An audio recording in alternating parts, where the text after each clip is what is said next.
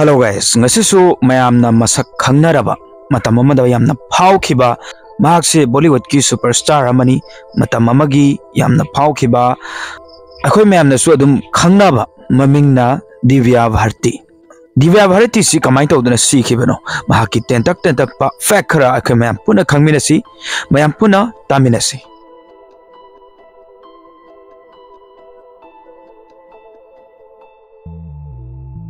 Divya Bharati की वाली चीज़ों तुम मिस्ट्री और गले श्रीदेवी की डेथ केस तुम ताबी करे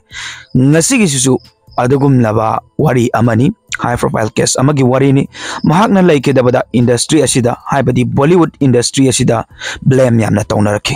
ख्वाइदगी अंगकपा मसु ओइके महागसा याम थूना ममिंग चटकेबा मियामना यामना पामनरंबा चाही 13 दंगाइरिबी एक्ट्रेस अमनी दिव्या भारती महागसा चाही 13 सुबह मतमदा फिल्म कुंभ हौरखी चाही 19 लोना लुहोंगलमी सिग लोइनना मदुगी मतुंगदा चाही 19 सुबह मतमदा लुहोंगबगी चाही अमगी मतुंगदा महाक्तो अंगकपा मवंगदा लैखिरमदे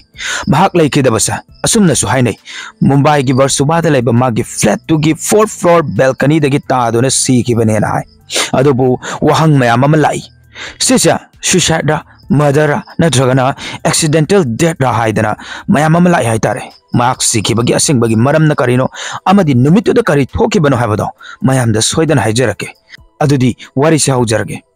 मुंबई 1974 दा इंश्योरेंस ऑफिसर ओपी भारती अमदी नीता भारती की मचा दिव्या भारती सा 25 फेब्रुआरी 1974 दा पोखिबने अंगांग ओइरिङैदा महाक्सा मसक मतौ यमना फजबा हाइबदो ओइरखि मासा फजबदा लैकाई की मीना अमदी मफमदुगी मियोइसिंगनसु ngaunaramibane मागी स्कूल तंबगी टाइमिंग सिदा यमना नहा ओइना अंगांग ओइना मासा मॉडलिंग यमना फजना तौरखि स्कूल सु यम तोइना चटखिदे हाय कईगिनो अदा मादी अंगांग ओइरिङैदगी एक्टिंग तौगनी हाइदना अदुम खल्लगा लैखरबनिना अदुगा dance singing classical singing acting सिगुंबसा लोइना तमखे अदुदुना मरम ओइरगसु मागी स्कूल सा पाकना चटपा फंखिदबनी महाकी ममानसु पामेब मचासा फिल्म इंडस्ट्री सिदा चंगदना फिल्म कुमदना तौब खोटबदा पामजबा हाइतारे चाही 13 सुब अदाइदा ओइरमगनी क्लास 9 काबा मतमदा वीडियो लाइब्रेरी की मनुंगदा गोविंद की मयामबसे कृति कुमार हाइरिसे माना उबनेब दिव्यासे उबदगिदी माना खनख्रेब महाक्सा आइगी फिल्म द सोइदना यहनगनी हाइदना नतमदुदा श्रीदेवी होइसे यामना कन्ना फावरिंगे मतम ओइरी अदुम हाइनै मासु श्रीदेवी माले गायनगा हारिबा कृति कुमार हारिसा सिसिना मागी लाकदब फिल्म राधा की संगम हारिसा सिदा गोविंदा दिव्यागा कास्ट तौब पामखि दिव्या की मयमदा चत्तुना ममा मपागा वारी वताइगा सनदना तौरे अदुबु दिल तौब ngamnakidi अदुगी मतुंगदा दिव्या से इंडस्ट्री अदुदा मागी मरमदा हाइबतारे वारी साबा होरपने मागी फजबगी मतांगदा ओइरो मागी टैलेंट की मतांगदा ओइरो मागी फजबा उबदा मागी फिल्म दा लोइना हपनबसु पामखि अदुबु दिल तौनबा अमंता ngamkhide सुमाइना अनिरक हुमरक्सा फिल्म कुंभ फंखिदेब अहानबदा कृति कुमार लाइरे मथंगदना बोनी कपूर मार्क्सु मागी फिल्म प्रेम कुमनबा अनौब मियामा पामकपनेब अदुबु ngamhौद्रे कुंभ मतमदुदा तबुना कुमख्रेब अदुगी मतुंग सुबास लाए मागी फिल्म सोदागर हारिसा सिगी कुमहनिंगमनेब अदुबु अदुसु अदुम दिल तौनबा ngamkhide सुमाइना अहुमरक रिजेक्शन तौरगा दुम लाकपो अदुमाय तौदना दिव्या की ममासिना वेकेशन पुबीबने कश्मीर मोइना कश्मीर चलिसिसु वीक खरगेनेब अदो मोइसे वेकेशन मपुंग फादर हलक ताखिब मरमदि कैगनो हाब मतमदुगी ओइना साउथ की दीरमाना दु हारिसा सिसे मोइगी युमदा हाइबदि मुंबईदा लाकदबनेब अदुसु मोइदा वारी साब वारी लीबा नरेशन तौब हाइबदि मागी फजबगी वारिसा साउथ यौरे हाइबनि मसिना ताकपदि प्रोड्यूसर से लाए नरेशन तौरे मतमदुदा दिव्या फिल्म तौब यमना पामनिगे मतम ओइबनिना चाही 13 तसु ngairibaniना बॉलीवुड कसु दिल तौब ngamdre अदो मासे मागी करियर से साउथ फिल्म इंडस्ट्री दगी हौखिबनेब साउथ की सुपरस्टार वेंकटेश का कुंभ फिल्म वोबली राजा हारिसे 1990 दे थोलखिबनेब फिल्म सी साउथ इंडियन की ओइना फजना अदुम चटके यामना ब्लॉकबस्टर गादी ओइदे अदुबु अदुम फजना अदुम चटखिबा मूवी अमने अदुबु फिल्म दगी हेना दिव्या की फजबसे मसिने हेना फाउब हेनखिबनेब असुमना महाक्से साउथ फिल्म कया अमा लाखी सुम लाकपदुना चाही अमा मुग लाए अदगी चाही अमगी मतुंगदा 1992 दा मासे एक्टिंग अदुम याई श्रीदेवी सुमाली हायेंग अदुमाइना हाइनबदगी बॉलीवुड तगी सु फिल्म लाकपा हौरखिब रजिक राय हाइसे माना मागी फिल्म की दमकता दिव्या से कास्ट तौब पामखिब असुमना सिगी डील से लोइसनरे फिल्म से मागी अहानबा बॉलीवुड फिल्म ओइगदोइनेब सुम हाइनबदा राजीव न दिव्या की पैसा से 500 का पीएन अदुमाइन हाइब अदुबु याम देखोते हाइबगी नुंगाइतब करिसु तोगिदेन हाइ कईगन हाइब मतम दमा फिल्म से कुंबे यामना पामजबनिना फिल्म से रिलीज तौरब मतुंगदा यामना चटपदी ओइदि फिल्म से अदुबु फिल्म दुदा इसै अमखक यावेब इसै दो हौजिक फावदा मियामना पामनरिबा ओइब हाइबदि अहल लमनगा यामना पामनबदो ओइब इसै दु खंगनि इंडिया दा खकनतना अतोप लमदगा ममिंग चलिसे फिल्म दुदा इसै से सात समुंदर पार हारिसिनेब सिदा कुमलिबदो दिव्या भारती नेब मयामना कानानो खंगद्रगसु इसै से हिट चटलेब इसै दुदगी मागी मसक्सा अमुक हेन इंडस्ट्री असिदा खंगनबा हौरखिबनेब हाइनबलै 1992 की चाही सिदा मासा लीडिंग एक्ट्रेस अमा ओइर हाइदन अदुसु माना चाही 15 कक सुबु मतमदा लोइनना मतमदुगी फावरगा लैरबा एक्ट्रेस सिंग सिना मासा कलकपगा फाउने याना अदुमाइनसु हाइब करिगिनो हाइब मतमदा लैरिबा एक्ट्रेस सिंग दो कंथो अमगा चाही नौरिबा दिव्यादा लोइना कुमहनिंकिबा मयामदो अदुदुननेबा मसि खंगनते 90s की मतमदा हाइबदि 1992 1993 स्वाइदा ख्वाइदगी हाईएस्ट पेड एक्ट्रेस अमसु ओइरमेना हाइबा मासे मतमदुदा अमुक्सु मागी सुपर हिट ओइकिबा फिल्म अमा लाखे अहानबा सुपर हिट ओइकिबा फिल्म सिगी ममिंगना सोला और सबनम हारिसिने गोविंदा गा कुंबने फिल्म सिगी शूटिंग तौरिङैदनि गोविंदना दिव्यागा अफाउबा मतमदुगी प्रोड्यूसर अमगा उनहनबदो अदुमाइना उनबदगी मोइसि तिनरे हाइबदि प्रोड्यूसर सिगा तिनरमबदुना हारिबा प्रोड्यूसर सजित सिगा नुंगसिनरकपनेबा मासे असुमना माना चाही 15 चांगपा मतमदा 1992 दा नुंगसिनरे ममादासु हाइरे सजित का आइगा लुहोंगगदी इवानी नुंगसिनै हाइदना ममानसु अकाइबा लैतेन हाइबदगी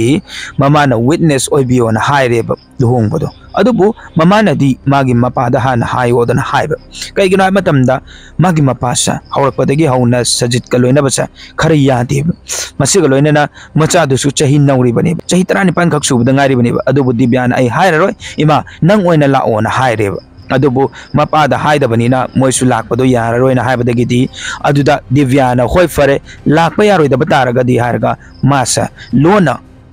10 मे 1992 दा लुहोंखिबनेब सजित का अदगी मासे ममिंग जु ओले लुहोंगबनिना अदुबु मोइना लुहोंगब मतुंग फैमिली अमदी इंडस्ट्री दा खंगहनदेब कईगिनो हाइब मतमदा मतमदुददी मासे लुहोंगे हाइरो मतमदा फिल्म फंगबा वागदोइनेब अदुदुना मतम खरा मखोय लुहोंगबदो खंगहलमखिदेब अदुबु था मरिगी मतुंगदा सजित से दिव्या की फैमिली की मनाक्ता चलगा मपादा हाइबनेब इबानी लोना लुहोंगलुरे हाइदन अदुदा मपाना सुयार एना हाइ हाइबदी लुहोंखरबनिना करी उपाय दि लैदि हौखरबदी हौखरे हाइदना अदुमाइन हाइर एन हाइब मोय हराउना अदुम लैमिना बहौरे अदगी मरक्सिदा सजितना दिव्या की दमक्ता अंधेरी वेस्ट लैबा वर्सोवा की तुलसी अपार्टमेंट की 4th फ्लोर दा फ्लैट अमा लैबिरेब लैबिबदी हाइरगे अदुबु rent ओइना लैबनेब flat to the Divyasa मागी मेट का लैबनेब मागी मेट की ममिमना अमृता कुमारी हारिसिने सिगी मागी थबक तौरगा थंबा मेट मागी अंगांग ओइरिङैदगिसु दुम लोइनर एना हाइब हाइबदी माना पोगलकपदगी दुम माना सेनाबिरगा लाएना हाइब अदुगा दिव्यादी मतमदुदसु सुपरस्टार अमा ओइरबनेब फावरबनेब साउथसु मासे थबक तौरिनेब लोइनना बॉलीवुडसु अदुदुना मासे चथोक चसिनसु यामना तौबा हाइबदी साउथ किसु कुम्मबनिना मुंबई दगी चथोक चसिन तोइना तौबा हाइतारे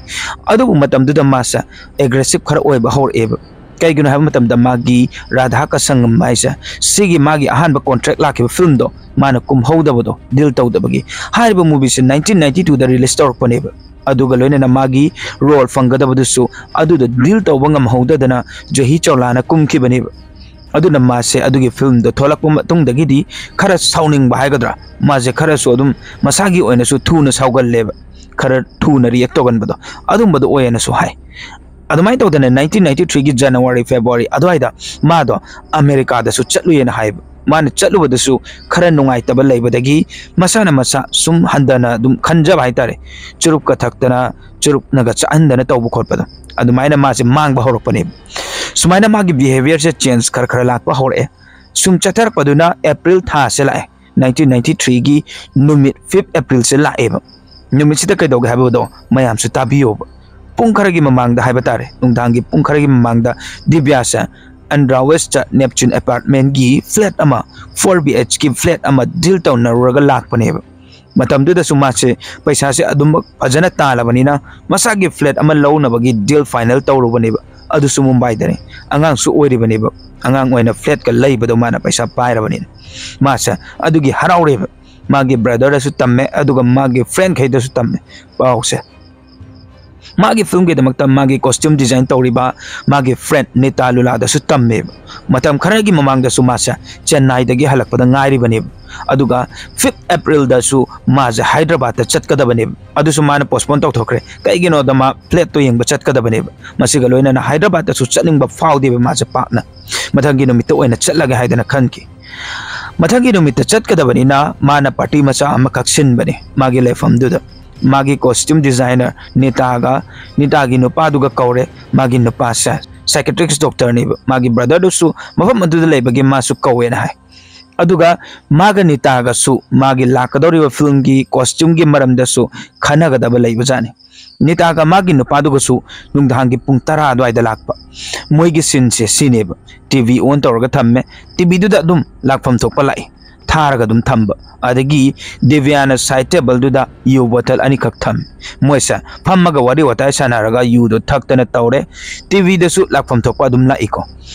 दिव्यागी मेतुना किचन द चाना थकनबा सेम चंकी मतम दुदा युम दुदा लैरिसा मी मरी खक्तनेब दिव्या मसाने नेताने मागी नुपा श्याम दुल्लागा अमदी मेतुगा मोइसे पुंग 10 फाउ यूजे थे पार्टी दो चथरे अदुगी मतुंग दिव्या से हौगलगा ड्राइंग रूम दुदगी हौगलगा वेलकनी रूम द लाकपने किचन का वेलकनी का सु अदुम उनै हाइतारे किचन द लेबा मीगा वेलकनी द लेबा मीगा वरी वताय दुम सानबा यायेबा हाइबदी तानाबदो हाइतारे होल द लेबदी उनदेदना पाउ फाउदो फाउजिन तवरसु खरा वागने हाइतारे दिव्या से मोरिसन रम थकली मा से मागी मेतुगा वरी सानरगा लेबनी माना वेलकनी द लेबा नेता होइना टीवी द लाकपदो येंगागा लेरे अदुना असोम द मोय अनिना वारी सारी दो सोम ददी ताब नतेब सुमाइना हाइब दिव्याना ग्लास तो पाइना मागी मेट को वारी सनरिंगै वारी साबदुसु तानाब वादोइनिको लावरगा हाइदोइनि लापनाबनिना अदुमाइन तौदना लेरंबसिदा दिव्यासा बैलेंस तौब ngamdabani हाइब लोइना अपार्टमेंट मपुमदुदा ग्रिल हापद्रिसा अदुगी माना लेरिबा बेलकोनी दो अदु खक्तनेबा हापद्रिसे अदुमाइना मासे बैलेंस तौब ngamdabadagi ताखिबनि हाइब हेक ताखिबगा मखोन अमा तारखी अकन मागी मेट अमितादी उहौरबनिना लावरे मासे अदुमाइ तौबदगिदी नितागा श्यामगसु मोइसा मखादा चेंथरेबा मोइना मखा यौबददी दिव्यागी बॉडी दो मूव तौदेबा लेंगदेन हाइब अदुबु सोरदी होलिन हाइ असुमने याम तुना माजो हॉस्पिटल दा पुरगा लाकपने निताना सु मागी फैमिली दे इन्फॉर्म तौरे मागी मयामबदसु हाक पार्टी दो हौरकपदा यारोमगा अदु मकचत खरेन हाइ पुंगसु थेंगजले एनुंगधांगी मागी नुपादसु तम्मे पाउसे कैजुअलिटी वार्ड मागी body J थम्मे कईगिनो the Moina Lakpa मतमदा ओपर हॉस्पिटल मासा डेथ ऑन अराइवल ने हाइना लौखी हाइबदी मासा सीरे हाइदना लौबने मफम मदुदा मागी नुपा योरप मतमदा कैजुअलिटी वार्ड लेरमबदुदा थेंगनबा मतमसिदा मागी नुपा दोंग हाक वन थखेनसु हाइ अदो मतमदुदा सोशल मीडिया हाइबा अमा लेतबनिना अमा पाकना पाउसे लेनरमदेब तानरमदेब अदुबु मथंगी नुमित्ता इंडस्ट्री द खंगनरखी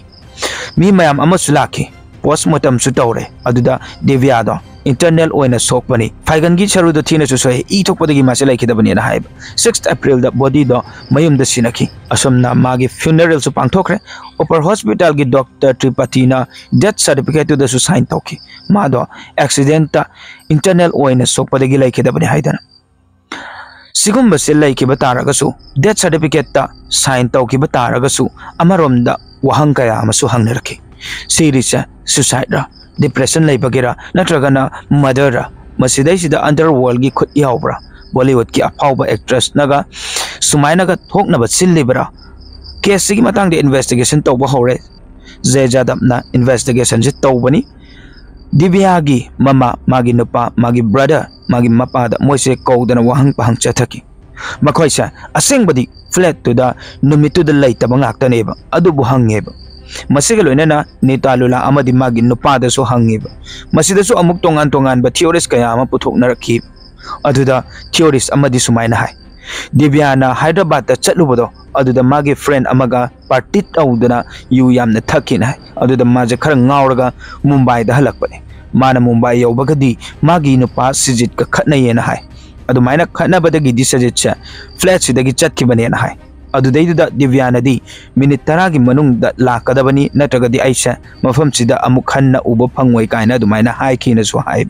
अदुगा तौसु तौरिदुनेब सजित हलखिदेब कोने दिव्या लाइखिदबगी पाउतारि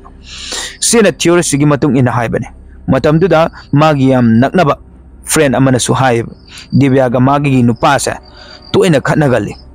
अदुना सुमादो डिप्रेस खर लेबनी हाइदना दुमाइना हाइब अदु मागी मपाना हाइबददी दिप्यादो डिप्रेशन कुंबा अमता लेतेना हाइब मादो मीगा नुंगाइनद्रे हाइदना डिप्रेस चटकदबा अंगांग नत्ते डिप्रेशन गी अंगांग नत्ते हाइब अदुगा अतोप वफम अमना मागी बाल्कनी गी मखासा सिदैसिदा नहानखैदी कार मयाम अमा खामगा लेबनी अदुबो नुमितुददी कार कैकादो अमता खाम देना हाइब अदुदुना मादो फ्लोर मथक्तुदा डायरेक्ट तारगा सीखिबनेना हाइब सिसु वहंग हंग नैब मयाम कार सिंगदो नुमितुददी करिगी खामद्रिबनो कमाइना ओइथोकदोइनो हाइदना अतोप थियोरी अमदना दिव्यागी ममासा मागी रिलेशन दुदा नुंगाइरमदेन हाइब अदुगा कोपर हॉस्पिटल दा उखतखरब मतुंगदा मागी फैमिली दा पाउपी बसिदा अतै मप्पा मयामबदी लागा Mamadi ngahak chontharaga lake hayen haib mana yauraba matamdadi magi nupa amadi magi machaga da tainayen haib si nangna thoan bangaktanen adu masikari gino haibadi ngasi pawba khangdri मसीदा suspicious वफम दिव्यागा लेमिनरे हाइब मागी मेट्स ज्ञान तादना लेब मा सीखिब लोनना था अममुक लेरगा हार्ट अटैक तौरगा लेखिदबनेना हाय अदुदुना मतमसु थेंथयेना हाय स्टेटमेंट दसु लौगदबदो सीबना हांदोखरेना हाय अदु मरक अमा अमृतान हायरमेब हाइबदी माना सीद्रिङै ममांगदा दिव्याना लेखिदबगी मतम खरनिगी मतुंगदा बिल्डिंग अदुदा लेब थोंनाव खुदिंगदा ऑटो स्टॉपर थम्मेना हाइब अदुगा बाल्कनीदो अदुदसु ऑटो स्टॉपर से लेरमेना हाइब अदुबु कोना इन्वेस्टिगेट तौ मतमददी ऑटो स्टॉपर दो लेरमखिदे सिसे फजना थेगलगदी खंगदब पोटने अदुगा अतोप थियोरीसिना अंडरवर्ल्ड गा खर मरी लेना बने हाइबसनि सिदैसिदा अयामबना मीन हाइनरिसा डॉन दाउ इब्राहिम हाइरसे दुबई की सिगी खुदनी कायना सु दुमाइना हाइनबसुले अदुदा हारिब नुपासिगा दिव्यागी नुपासिगा सानब वारिसा माना पामलमदेन हाइब लोइनना मोय अनिगी रिलेशन दुसु खर नुंगाइनदबा हाइबदी दिव्यागा मागी नुपागा गी रिलेशन सु खर नुंगाइनदे खना चेनबा खर तोयना तोय हाइदना अदो इब्राहिम नगा सिनबा पार्टी दगा याउदना याम तौनै स्टार सिंगसे अदुबु मागी पार्टी दगा चलोरदी हाइदी मुंबई दगा हलागा चाउथोकनबदो अदुमाइना तौनबा हाइबा तारे अदुवा मागी नुपासे मतमदुदा दुबई दगा ट्रिप अहुमरा कचत्तना तौएदन हाय अदुदा इब्राहिम का दिव्यागा गी नुपागा गी मरक्ता वारी खर लेरंबसु याय अदुबु दिव्याना खंगबदगी इब्राहिम न तौरगा मदद होलेरा कायना हाइनबसुले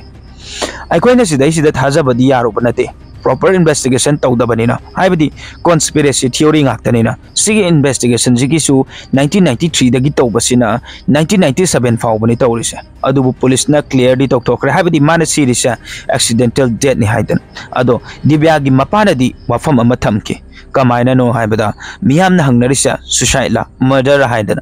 सिसे हंगोइदबनि हाइदन कइगिनो हाइबदा दिव्यादो यु ngawiदना अदुदुना मानसु डिप्रेस लेतेन हाइरे अदुदुना सिसा एक्सीडेंटल लेखिदबने हाइदना मानसु याखिब महाकना लेरंबा रूमर्स म्यामसा लोइना कोकहलमेब अदो मसिनि दंगसिगी दिव्या भारतीगी वारी हाइबा तारगदी अदो आइगी ओइबा मोद खरा थमजौ हाइबा तारगदी अखोइगी बॉलीवुड हाइबा तारे बॉलीवुड सिदा सिगुमबसे अदुम अनंबा तौगल्लेबा मीसिना खरा फावगत खरबा मीसिना खरा पैसा पाय खरबा मीसिना मी ओइग्रबा अदुइबा तारगदी यंगचनबसे हौरानीबा सिगुमबसे अदुम अनंबा तौगल्ले हाइबा तारेको अदो मफम दसु दुम मयाम अमा लई अदुबु आइगी साइटगी हाइजौ हाइबा तारगदी सिगुमबसे लैतबना ख्वाइदगी फगनी हाइदना खल्ले कइगिनो हाइ मतमदा माना फाउजबा माना पैसा पाइजबा माना मी ओइजबदो अदुदो मागी केपा दुगी मतुंग इन्ननेबा माना होनजबदुगी मतुंग इन्ननेबा अदो अखोइगी माना फाउख्रे हाइदना माजे चिंगधनबा होनबा माना फाउख्रे हाइदना मागी मिंगसे थीननबा होनबा हाइबदी मयाम अमा लैदनाको सिगुमबसे लेहनजनिंग तसेंगना हाइबा मतमदा अदुगा मागी मतंगसिदा अखोइगी मयामना कमेंट हाइबिनिंग बलेरगसु माजे कमाइन तौरगा सिरमदोइनो हाइबगी अदुगुंबगी कमेंट हाइबिनिंग बलेरगसु दुम हाइबिरो मयामगी कमेंट आई लोइना पाजै अदो थंबिरमो कमेंट्सु अदुगा सिगुमलबा अखोइगी नुंगाइ नुंगाइबा इंटरेस्टिंग ओइबा फैक्ट्स मयाम अमा वारी मयाम अमा ताबिनिंग बलेरगसु अखोइगी चैनल असिदा चंगबिदुना वारी थागलकपा ngaiduna leibiu हाइबसे थमजबगा लोइनेना ngasiगी वारी सि matangसिदा लोइसनजरगे मथंगी वारीदा मयाम पुनः थेंगनरसे याइफरे।